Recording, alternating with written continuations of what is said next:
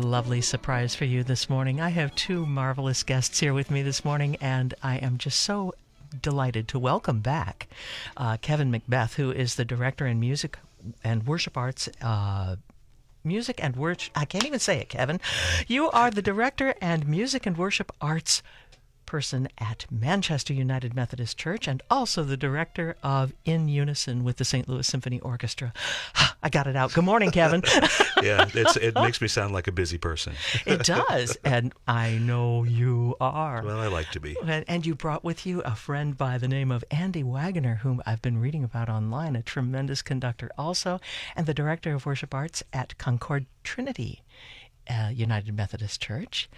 And both, good morning. How are you, Andy? Good morning. Thank you for having us. We're excited to be here. Wonderful to have you here. I'm going to add a little more pizzazz there to your microphone so we can hear you better. And it's just great having both of you here. You have something really exciting coming up here.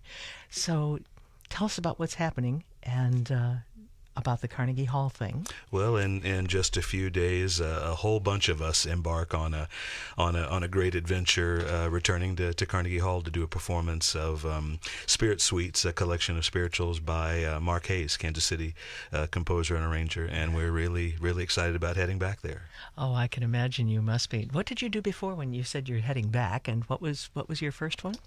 I think Kevin and I have collaborated. This is our fifth Carnegie Hall collaboration. Wow. Dating back to 2002. So this is really a return for us, and it's always a joy to bring all of our choirs. And this is unique because we are combining 5 of our choirs, my 3 choirs and Kevin's 2 choirs.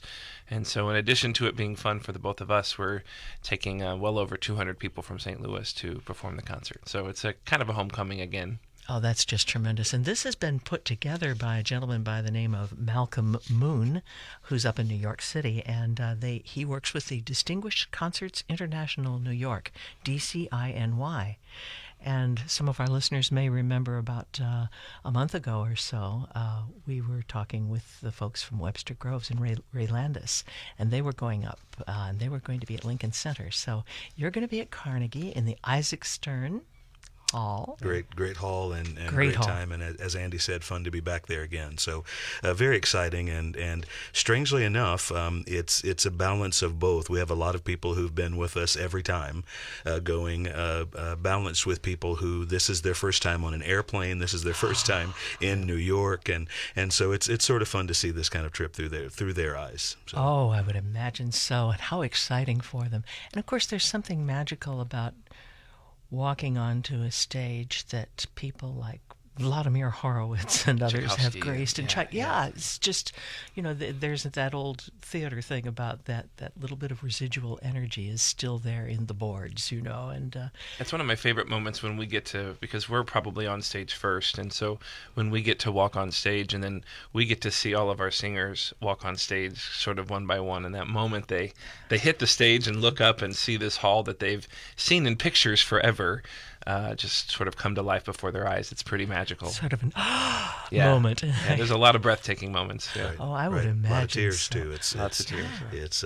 It's an emotional kind of a connection too, because I think they get it. I think the people that we get to work with, I think they understand the depth and the history and all of the culmination of that coming together as they walk on that stage. I think they get it, and that's what makes it special for us. That is so exciting. Now, you have a few days there in New York. How many days are you there as a group?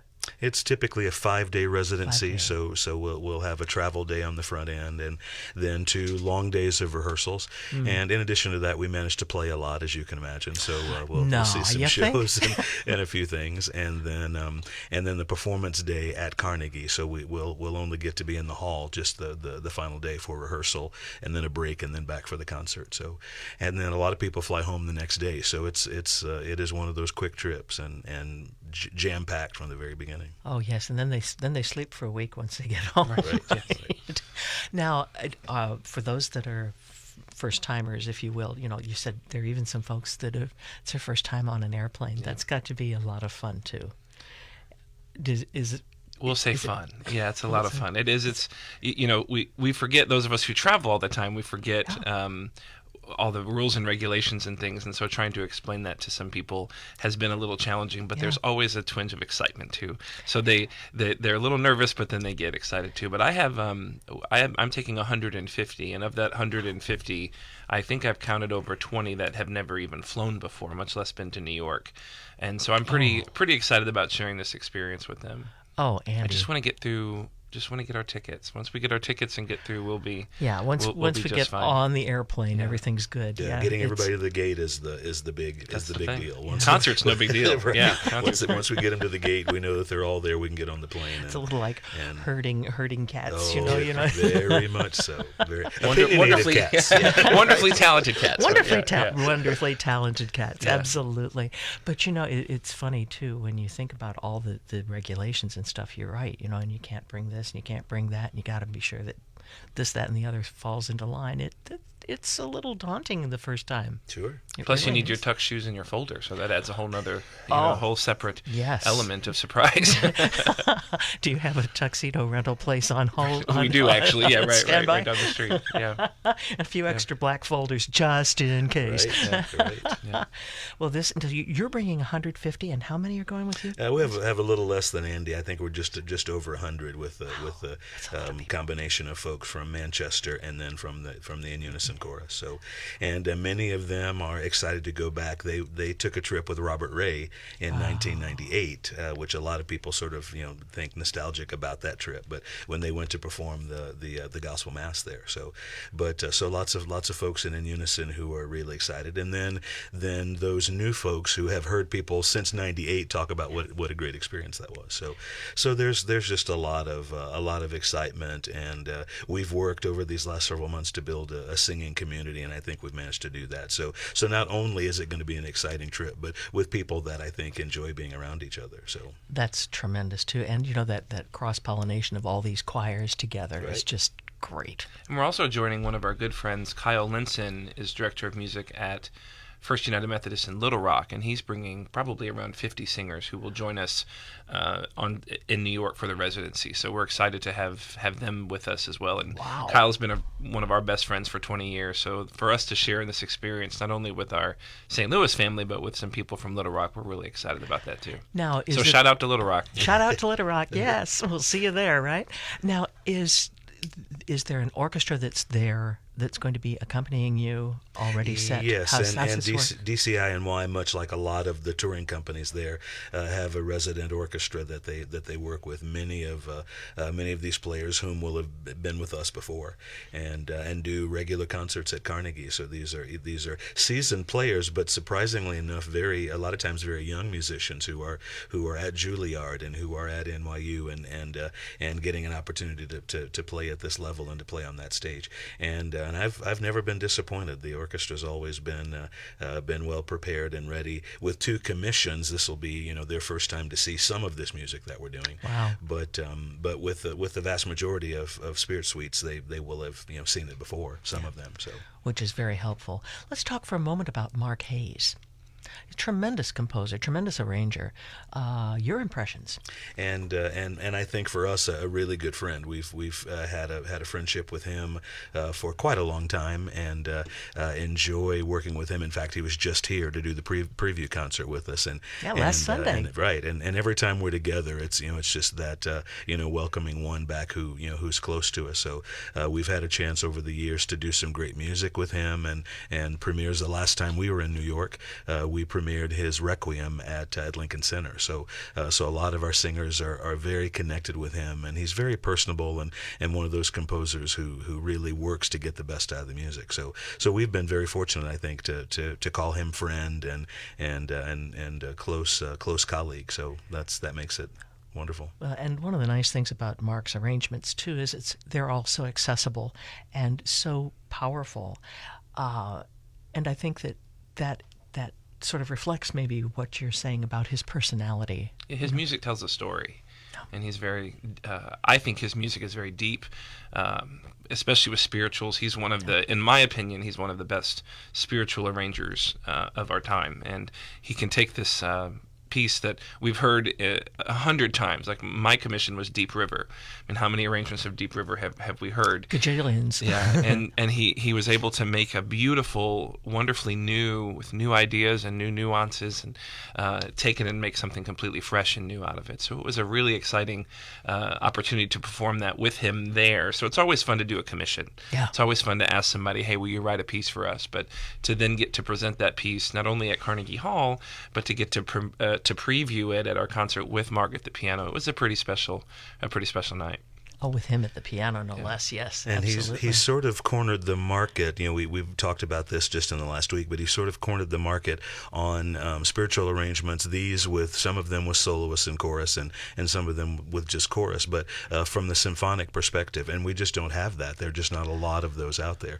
And right. So to have these great arrangements for chorus and soloists, which you could do with piano, but all the way up to the full symphonic range, certainly speaks to my work with the symphony and my work at Manchester and Andy's work as well. So having that other dimension is very, very special and kind of rare. So any budding spiritual arrangers out there, let us know what you have available for chorus and orchestra. We're looking for that material. Fantastic. You know what? We're talking about all these wonderful pieces. Let's give everybody a taste. Yeah. What do you think? And would you like to set this up? Sure. We're going to listen to a piece called Didn't My Lord Deliver Daniel? It's in Spirit Suite 1. It closes out the first suite, and it features a baritone soloist or tenor soloist. All righty. Here we go.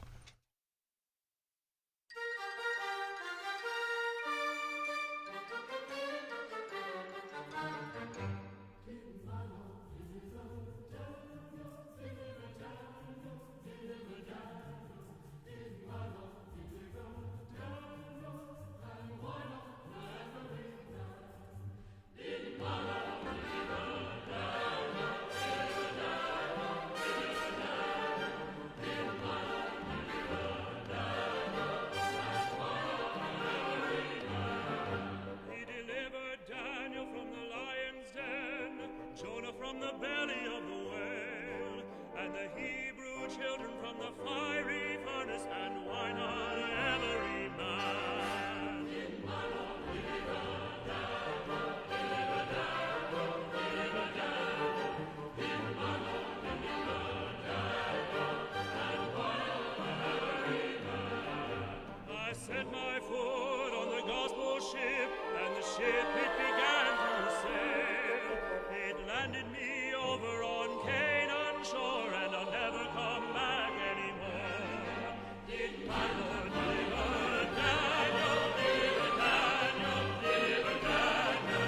Did my Lord deliver Daniel, and why not every man? Did my Lord deliver Daniel?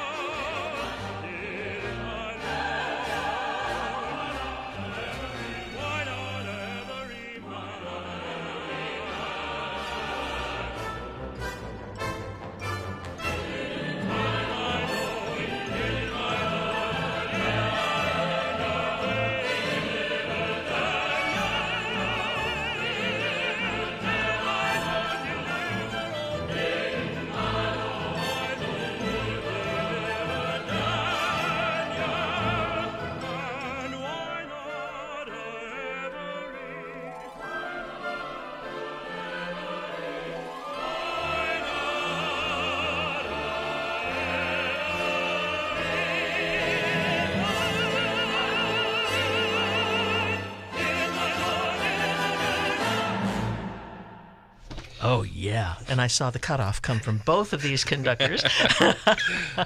It's always fun In to our have sleep. two conductors. We cut off in our sleep. Right. With Yeah, a sure. flourish. That is true. That's a beautiful recording. That was David Adams' tenor. And let's see, this was performed by the Kansas City Chorale, of course, with Charles Bruffy director. Tremendous group. And the orchestra was recorded at the Airborne Recording Studios. And it's probably a pickup orchestra because there's not any particular name on it, but Spirit Suite by Mark Hayes. And you had a sort of warm-up, if you will, performance here just last Sunday, and we let everybody know about it. Did you have a good full sanctuary? Yes, you did, and whatever you did worked. We had 1,300 people there. And, Holy cow! It was an amazing night, and the music itself. We've heard it routinely that it's the kind of stuff that when you listen to, it immediately takes you away. And so the audience response was just, I mean, after every piece, they just cheering. So it's one of those things that. One of those concerts, I think, for us that we certainly will remember. And we always work to try to make the preview a little special because, you hear so much about, going to New York and being at Carnegie and all of that. And so people here at home are like, well, what are we, chopped liver, that sort of thing. So we try to make the preview concert just as special. And with a little over 200 singers, and especially having Mark at the piano, he worked with us that afternoon and gave us some great insight on interpretation and those kinds of things, and then just had a great evening with him at the keyboard. In addition to singing the spirituals, he played a couple of piano solos. It was a great evening. It couldn't have gone better.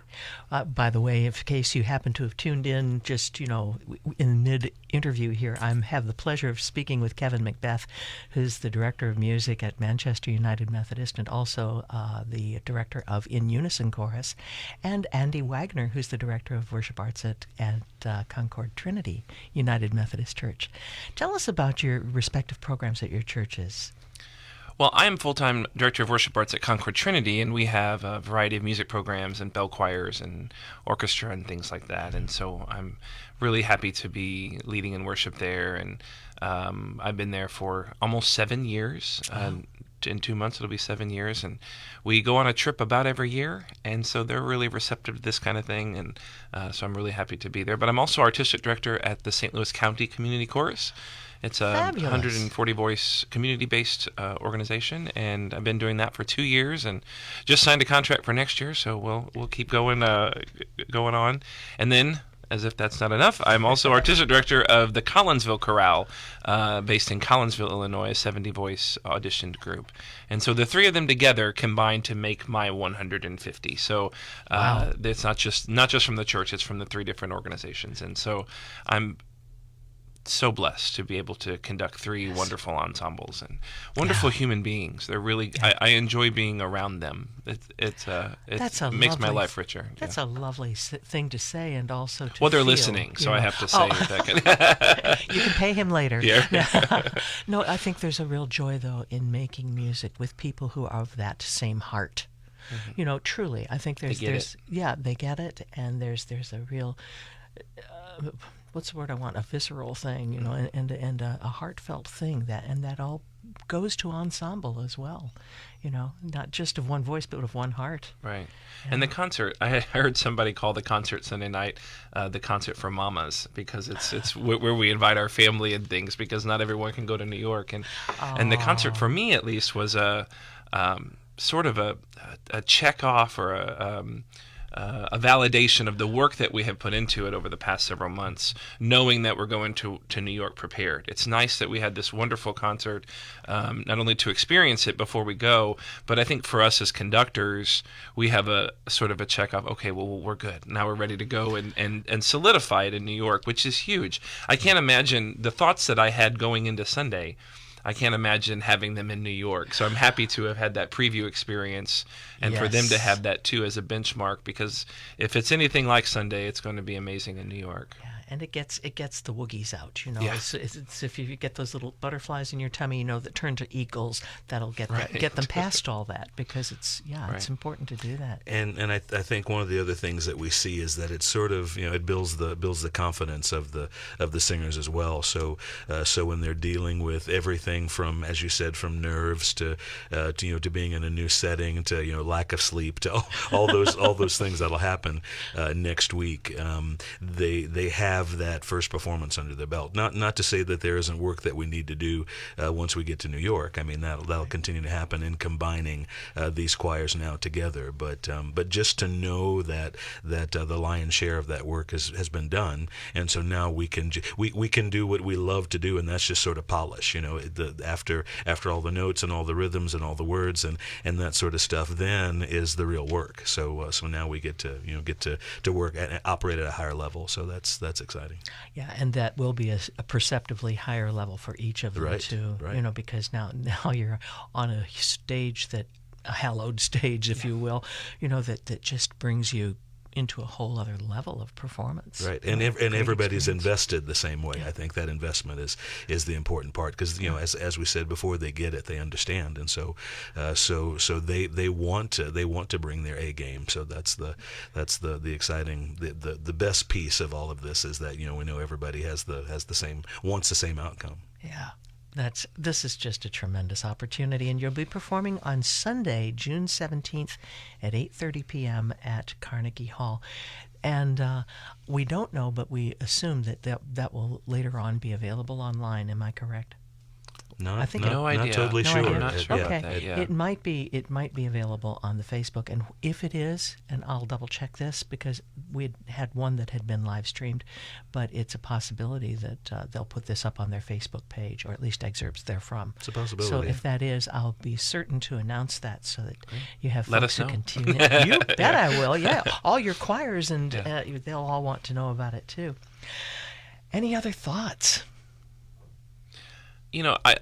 As we had the preview concert on Sunday, one thing that I always say in rehearsals is that don't ever let the music get in the way of the music. And so just to kind of piggyback on as we were just talking about the preparation of the preview concert, I feel like we're going to New York incredibly prepared. In all of the trips that we've taken, I think for me, I feel the most prepared on this trip, which is interesting because this is some of the hardest music we've done, I think.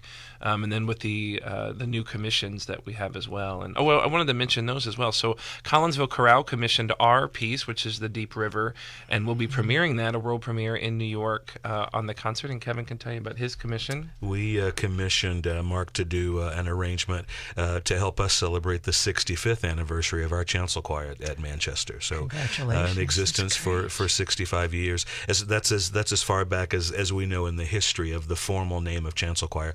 The church has been around much longer than that, and we've had singers and folks involved in the early years of the church, but that official name of chancel choir happened 65 years ago.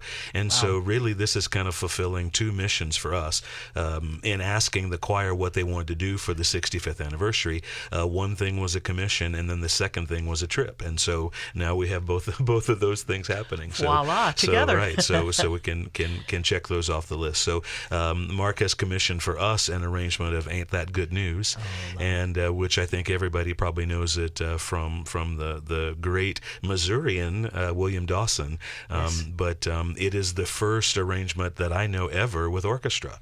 Typically, it's an a cappella spiritual, as you know, as spirituals all were originally. But it is the first of its kind, and it's colorful and dynamic and very contrasting in verses. And Mark likes to use a lot of percussion, and so everything from splashing cymbals to djembe. I mean, it so sort of harkens back to the African roots, which is really kind of a special thing. So it's that'll close the concert. So we both get a chance to conduct commissions, and then another one that we'll get a chance to do as a piece of that is an arrangement that Mark did several years ago, commissioned by our chancel choir in memory of my mother, a setting of "I Want Jesus to Walk with Me." So that one also will be part of that. So that'll probably get you a little teary. Well, I told the choir several weeks ago that this is a fun concert for me because in essence I'm taking Mom with me. So that's kind of it'll be a special moment for all of us. So it's going to be. I think it'll be a night that we'll be thinking about for a while. So I'm certain it will be, and so well deserved too. And I want to thank you both. I should probably also ask you, after I realize New York is the big focus right now, but is there anything else that's coming up at your churches later on that you're going to be presenting, or?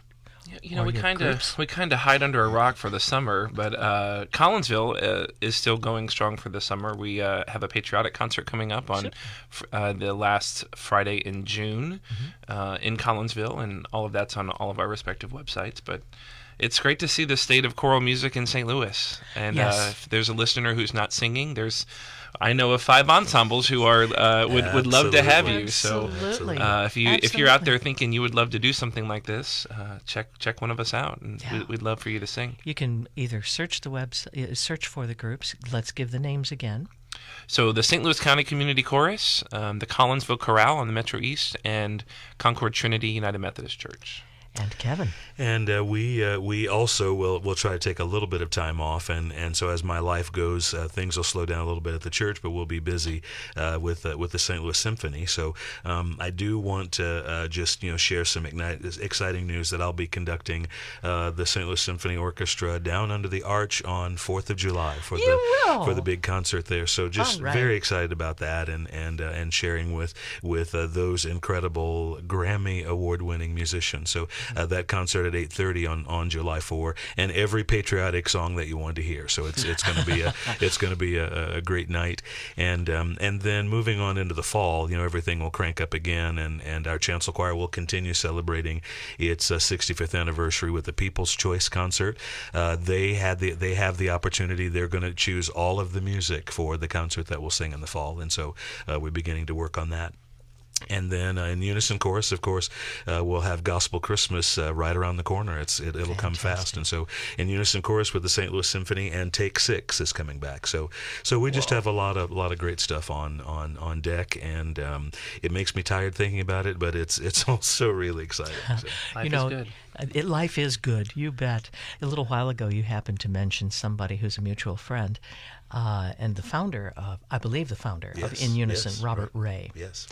And I wonder when he founded it, if he thought about where, what you're doing now and how this would continue to expand. I mean, he shepherded it for many years, and then you picked 15, up... for 15 years, and fostered it, and fostered a love of singing, and fostered a spirit of community and diversity down at Powell Hall, and all of those things that the orchestra supported and really wanted to happen. And he's still listening to us, and every once in a while I get an encouraging phone call or a message from him, and so it's great to know that he is always there and being supportive. And I think this just sort of carries on his dream. I think he wanted to see this continue. And anytime you retire, you hope that life will continue on. And I think a lot of folks, for a while, were just a little nervous about where In Unison would be and what would happen. And as was I. And we've just managed to take the ball and run with it. And so I'm very happy to step in those very big shoes and continue to do some work with some tremendous people. So, but it's great to have Robert as that founder and the one who cast the dream and the vision at first. So it's a beautiful thing. He's a beautiful guy too. Yes, just a wonderful man. Yeah, absolutely. Our last trip to Carnegie in 2011, Kevin conducted the Gospel Mass. Oh, so that's such a great piece that he wrote. Yes, great absolutely. Work, yes. Well, I want to thank you once again, Kevin McBeth and Andy Waggoner. I hope this won't be our last chit-chat together. I trust we'll be coming back and back and back. I hope so. And when you've got something big coming up, let me know. We'll here in St. Louis, and we'll be sure to shout it up for you. Thank you so much. We'll be back to see you again. And I thought what we might do is to take the first of the pieces from this Spirit Suite by Mark Hayes In That Great Gettin' Up Mornin' with soprano Rebecca Lloyd, soprano. I said soprano, soprano. This is the Department of Redundancy Department. And thank you once again for being here. Thank you. Thank you, Kathy.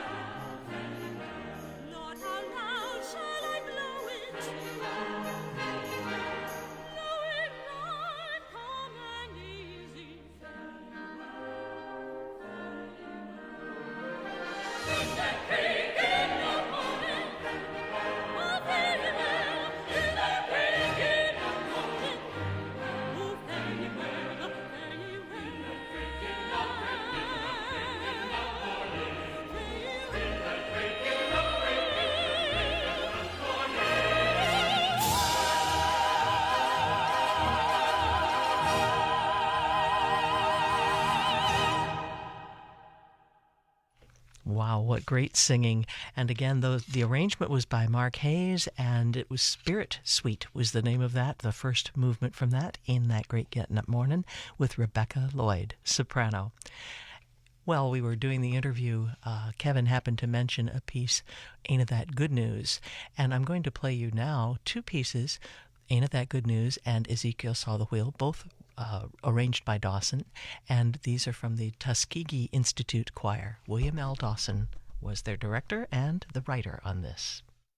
I got a crown up in the kingdom, ain't that good news? Ain't that good news? I got a crown up in the kingdom, ain't that good news? Ain't that good news? I'm gonna lay down this world, gonna shoulder up on my cross, gonna take it home to my Jesus, ain't that good news? Good news.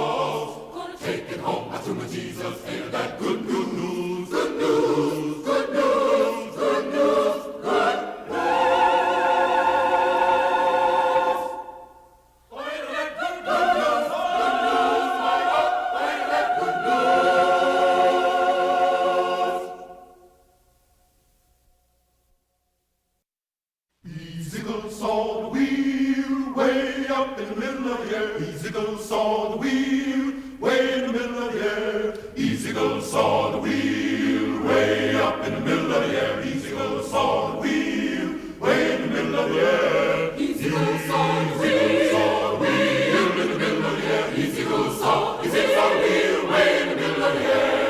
The big wheel run one way, and the little wheel run one way. All wheel and all wheel. Way in the middle of the air. Better mind, my brother, how you walk on the cross. Way in the middle of the air. Your foot might slip and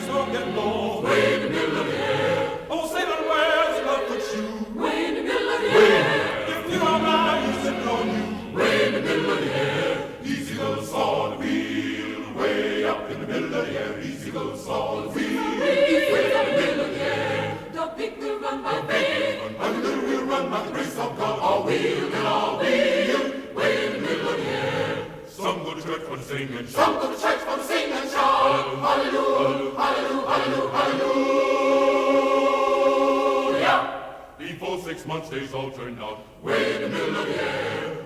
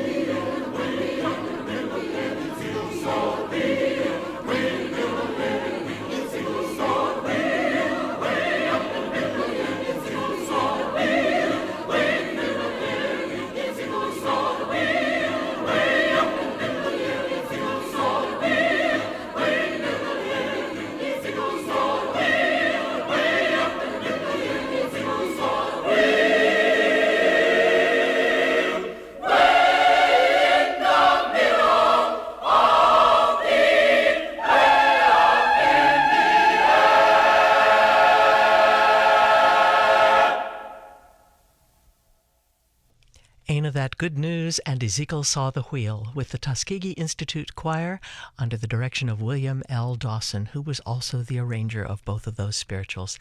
And once again, great luck and wonderful wishes to Kevin McBeth and Andy Waggoner and all their choral members for their journey to Carnegie Hall. Their performance is this Sunday at 8:30, and the name of the piece is Spirit Journey. Actually, the name of the program itself is Spirit Journey. Congratulations to them. We know they will represent St. Louis wonderfully well.